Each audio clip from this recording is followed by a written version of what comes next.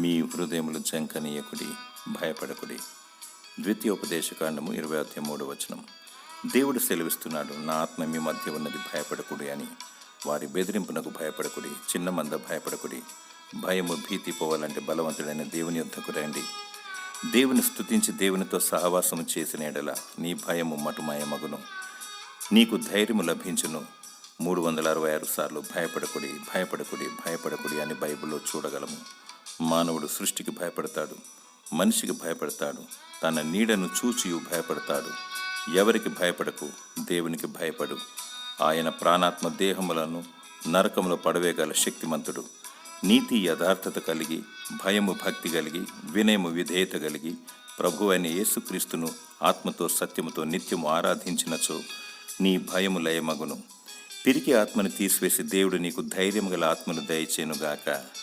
Amen.